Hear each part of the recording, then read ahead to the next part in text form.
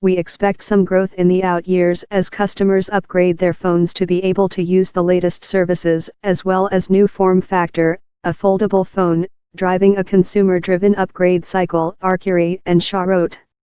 Of course, there's also the fact that 5G networks won't be nearly as built out as current 4G LTE networks are for quite some time. In other words, customers who jump on the 5G bandwagon early are going to be left spending much of their time on 4G LTE networks. We've seen this before during the transition from 3G to 4G LTE. Customers who bought 4G LTE smartphones were regularly shuffled between the high-speed connection and the slower 3G network. I know I certainly won't be buying a 5G smartphone right out of the gate.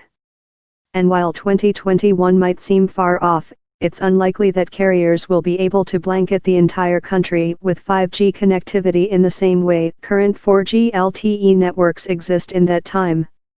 It's consistent with how they've dealt with technology in the past, meaning not being necessarily first, explained to Ong Wen, principal analyst at market research firm Gartner.